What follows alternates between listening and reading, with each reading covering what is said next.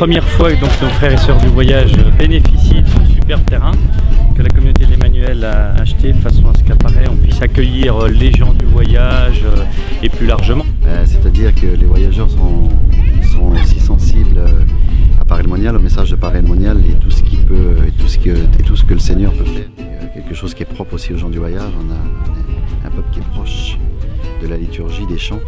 Pour moi, c'est une très grande joie parce que les familles du voyage ont beaucoup à apprendre au reste de l'Église.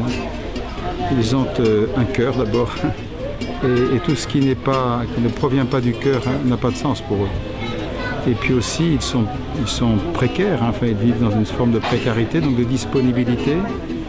Puis ils nous apprennent aussi la joie de l'hospitalité simple. Ici, il y a deux choses qui sont, j'allais dire, impossibles chez les gens du voyage. C'est le paraître, il n'y a pas de paraître chez eux. Et puis aussi les discours étouffés, quoi. Ça n'existe pas ça, chez eux. Oh oui, il m'aime.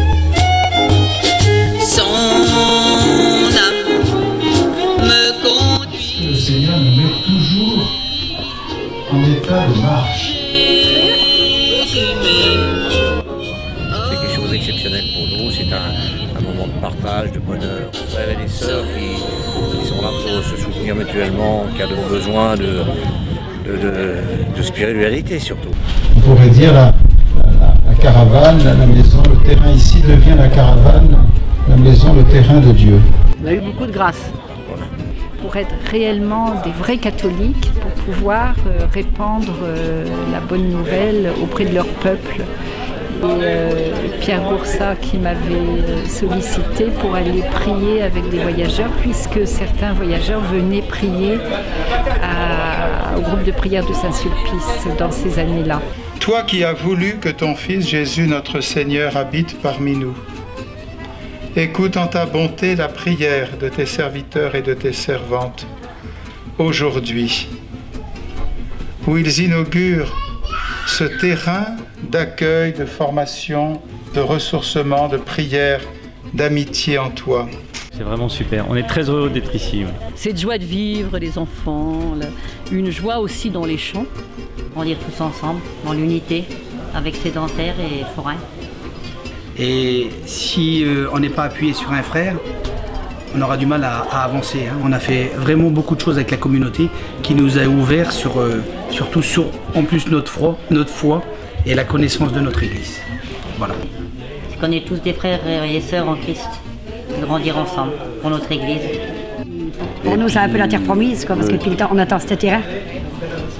On remercie le Seigneur et puis on remercie tous ceux qui ont pu participer à avoir ce terrain. Que l'on soit voyageur ou sédentaire, eh ben, on fait tous partie du même corps, du même membre du corps du Christ. Et c'est important. Voilà. Ils ont une vie difficile, ils ont une vie rude, ils ont une vie quand même pleine de souffrances pour tout un tas de raisons. Et à travers ces souffrances, ou malgré ces souffrances, ou parfois même grâce à ces souffrances, il y a une relation de confiance en Dieu qui est extraordinaire. Aimer, aimer, aimer. De caravane en caravane, là, de voir toutes ces familles avec beaucoup de jeunes. Et tout à l'heure d'avoir été accueilli dans une des familles là, pour le café, j'ai encore mesuré combien ici on se partage surtout les merveilles de Dieu. Au fond, les dialogues ici sont souvent des beaux dialogues.